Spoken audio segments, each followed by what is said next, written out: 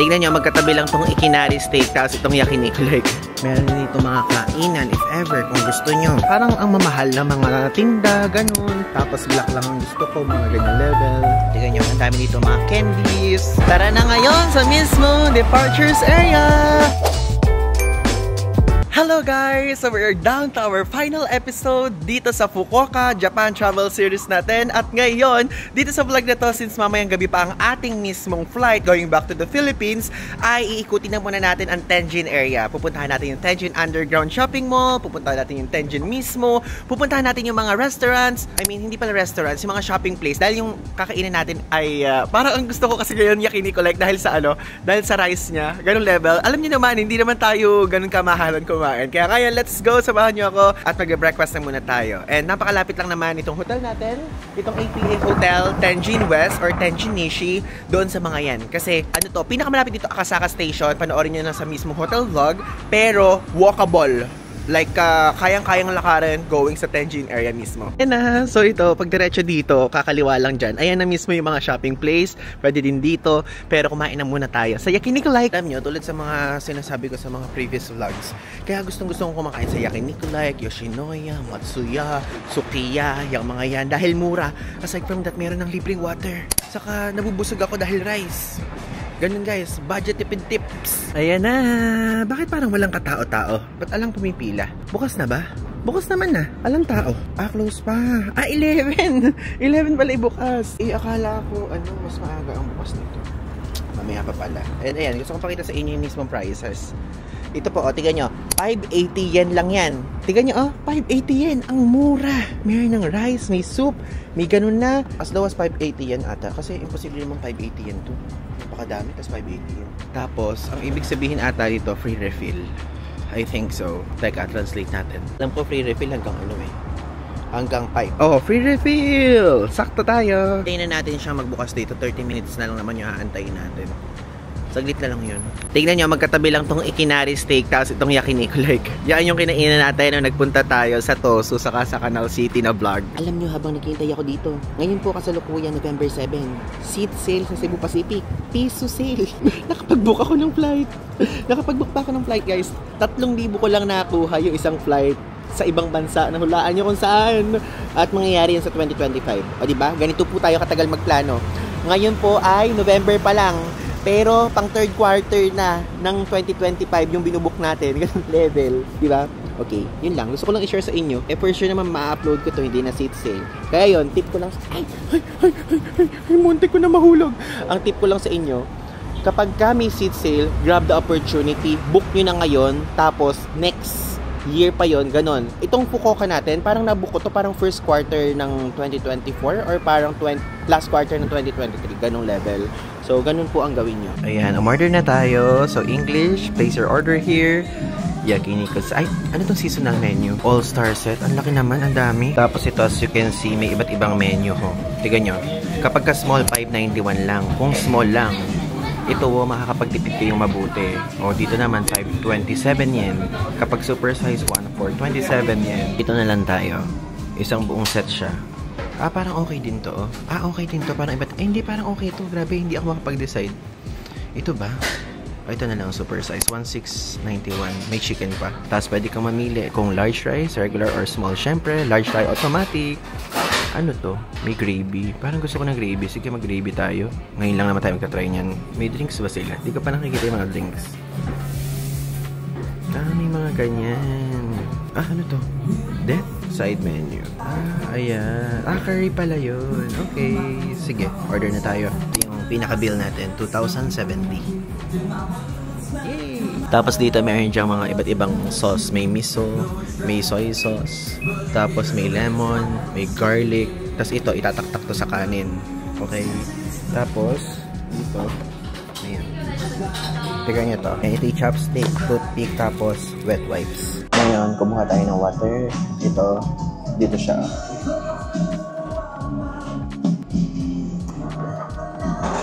Apron. Buti ngayon pag ganito na sila, dati ala much better. Diba? Oh, thank you so much. Yeah. Thank you. Diba? So, malaki siya. And ito yung controller ha. Hindi ko pala napakita sa inyo. Ito, may controller dito.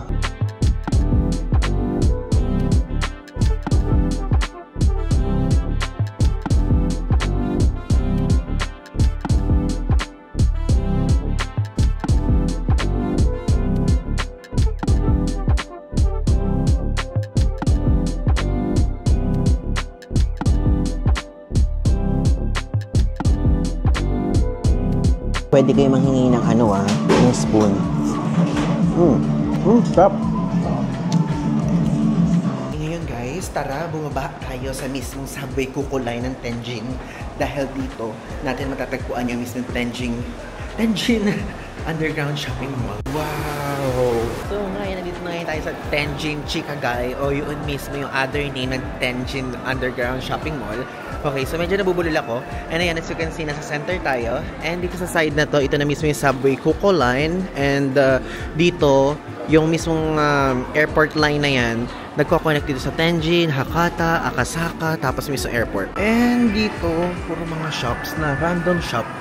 Okay? Kaya ngayon, iisa-isahin natin. Puro random stuff and shop ang makikita nyo dito.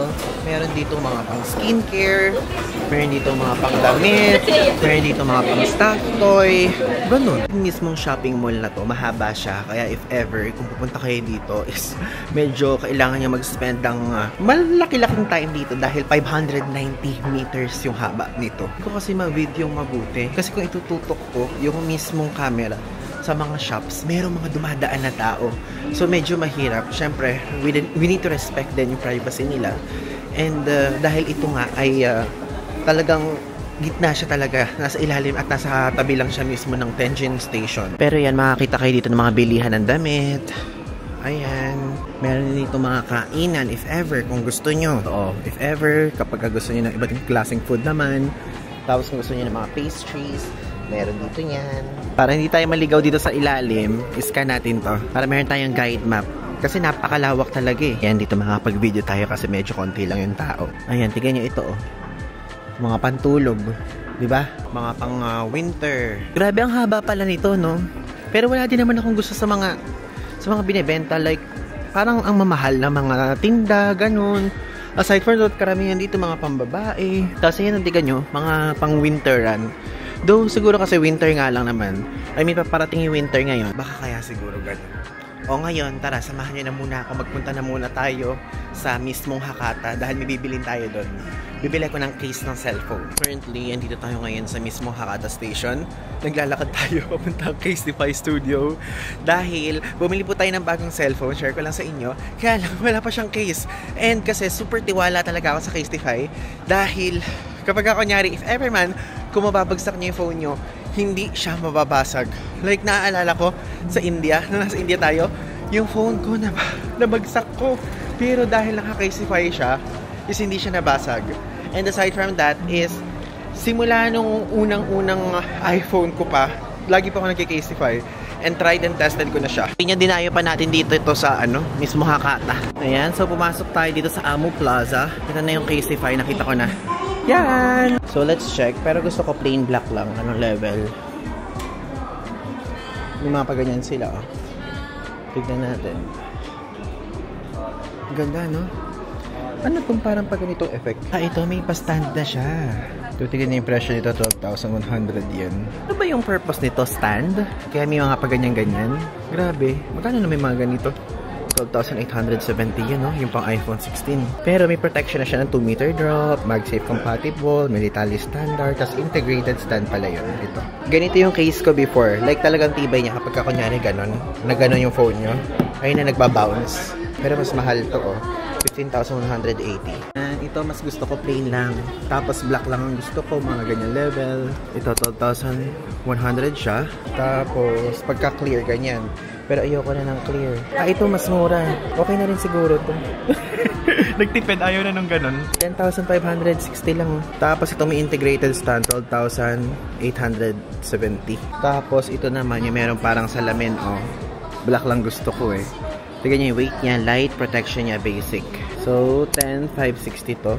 Ayoko yan. Protection strong.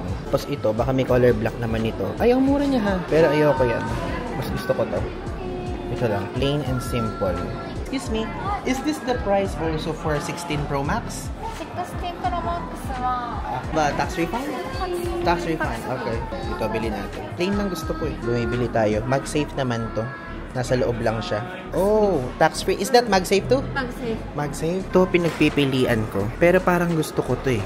Ito kasi, wait. Ito guys, rubber siya. So, para pagka ganun, ayun na meron siya mga rubber dito sa edge. That's yun. So, parang mas okay siya, no? What do you think? Ito kasi, hindi siya rubber.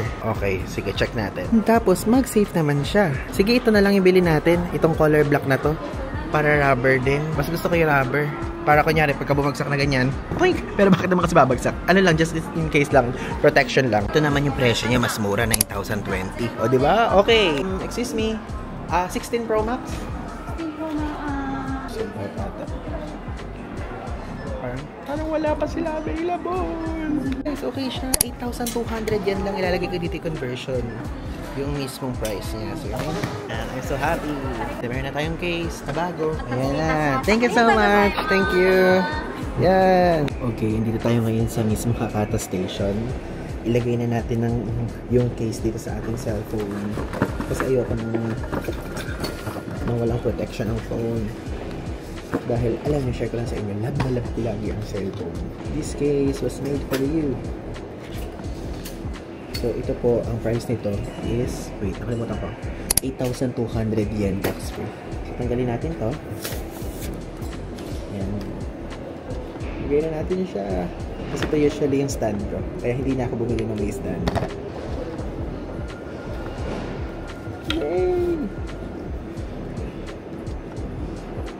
Yay! May case na tayo! And ito, dito. Tapos kapag i-stand ko siya, ganito. Hindi naka-stand. Okay, finally, we have our case na. Finally, we're back dito sa Tenjin area and uubusin na natin yung oras natin dito dahil 8 o'clock yung flight natin. So, pumunta tayo doon mga around 5 p.m. para safe, di ba? Para hindi tayo maligaw, hindi tayo what do you call this? Hindi tayo delay. So, andito tayo ngayon sa side na to ng mismong Tenjin at pupunta tayo dyan ngayon sa Don Quijote. And actually, alam nyo, hindi na sana ako pupunta sa Don Quijote ngayon, kaya lang may hinahanap kasi akong shampoo na wala sa mga drugstores. Kasi diba, naaalala nyo kapag kunyari, nag-video ko, tinatanong ko kung ano yung shampoo maganda for hair na pampakapal. Ang daming nag-reco ng Chubaki. Though tatlo lang sila, pero gusto kong itry. Chubaki na color black. Parang feeling ko dahil siguro sa stress, saka sa pagod, ganyan, nalulugasan tayo ng buhok o numinipis. Naman, meron na dito sa branch na to. Diyos ko po. And let's go in. Ayan! Ay, tignan nyo, ibibenta na sila ng mga ganito, oh. Kit packs. Mga pang winter. Tignan nyo, ang dami dito, mga candies, mga chocolates. Yan. Wala na kasi akong space eh. Alam nyo ba, yung hinahanap kong shampoo, ito ilalagay ko dito yung screenshot, yung Chubaki na color black. Sold out! Ibig sabihin ganun siya kalakas. Grabe. Hindi ako makahanap. Dito ngayon tayo sa ating hotel at pinick up na natin yung luggage natin dahil pupunta na tayo ngayon sa Fukuoka International Airport. Ayan, nandito na ngayon tayo sa Akasaka Station and sasakay tayo papunta dun sa Tenjin. Then yung area na to is, pinakadulo nito is yung Fukuoka Airport, diba? So if ever, nakita ko ngayon na kapag kunyari kayo ay mag-check kayo na same hotel sa akin, is pwede kayong mag-exit doon sa exit 6 or entrance 6 pagpapasok dahil may elevator doon. Malapit lang naman, magkalapit lang sila halos nung exit na nilalabasan natin, which is exit 4 or 3. Okay, so ngayon, andito na ngayon tayo sa Fukuoka Airport Station. And as you can see, meron ditong arrow. Pag dito domestic, pag dito naman international. So, syempre dito tayo sa international. Sasakay tayo sa shuttle bus kasi nasa domestic tayo going dun sa mismo international airport. Get ready your IC card dahil itatap ulit yan dito. Yan, palabas na tayo dito sa mismong station. Naalala nyo ba to? Ito yung ating binabaan ng first day. Let's go! Malapit na naman matapos sa isang trip. Ganun lang kabilis. Ay, nako. Actually, ganito yung ayoko yung super quick trip. Like, parang 6 days na lang tayo. Ayoko talaga ng maikling trip. Sa susunod, babalik tayo dito. Promise ko yan. Kasi parang namadali tayo. Hindi ako saningin ng ganito kabilis na trip. Next time. And, sa susunod na yon, pupuntahan pa natin yung mga iba namang mga best offerings din ng area na to. Kasi syempre, susulitin natin ng multiple entry, di ba? Nang pa-shuttle, pero parang pangatlong batch tayo. Or hindi. Pangatlong pinto. Dito tayo. Dyan ba? Ay, pagkalan. Ay, sasakyan natin yung shuttle. Kaya nga pala ganyan, dahil mahaba nga pala tong bus na to, hindi ito yung ordinaryong bus na kalimutan ko. Libre yan ha. From here sa domestic airport, kung nasan yung station, going there sa international airport. Binaba na tayo ngayon dito sa station na to. Ito yung station na kung saan, if ever, kapag kakalaland nyo lang dito o ka-arrive nyo lang, doon sa side na yon yung pagsakay, dito naman yung kapag mag-drop off sila. So, ito yung mismong Fukuoka International Airport. So, let's go there. Then, explore na muna tayo dyan. Basta ang mahalaga, nandito na tayo. Kasi kesa naman malate tayo, di ba? Aga pa rin tayo. Let's go! Tara na ngayon sa mismo departures area. Lamig nakakatuwa. Ang lamig dito ngayon sa Fukuoka Airport. Ito yung pinakita ko sa inyo nung mismong episode 1. Talagang ginagawa itong mismo airport nila. Madaming renovation, under construction. Pumunta tayo ngayon dito sa 3rd floor, departure lobby. Let's go up. Wow! Ito pala itsura ng departures area dito sa airport. Diba? Ang ganda. Okay guys, ayan, bukas na yung mismong check-in counter. So, ngayon, ang naka-assign sa Cebu Pacific is D6 onwards. And medyo mabilis naman yung pila, hindi ganoon kabagal. After check-in, ipapakita ko sa inyo yung mismong area after ng immigration. Kung meron ba dyan mga duty-free, tapos kung ano yung mga possible restaurants na pwede nyo makita pagka nagpunta kayo dito. So tayo ngayon doon sa immigration area. Ang ginawa lang naman, in-scan ko lang yung mismong passport, tapos nag-picture lang. Tapos after nun, ayun na, okay na. Ito na yung mismong itsura. So, madaming mga duty-free. Ayan, duty-free shops. Ito kung mga pabango, makeup, alcohol, ganyan.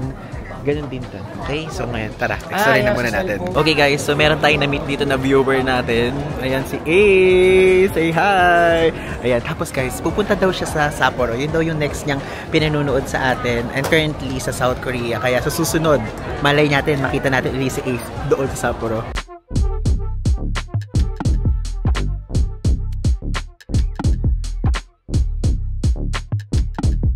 Okay, so ito na, papasok na tayo sa mismong aeroplano. Pero alam niyo, hindi na muna ako mag-goodbye. Ito ang first final episode na travel series natin sa Japan na may isang episode lang nasusunod. Tapos, Japan ulit. Gets niyo yun? So, okay, maraming salamat sa pagpanood, guys. At, ayun, let's go back na sa Pilipinas. Let's go!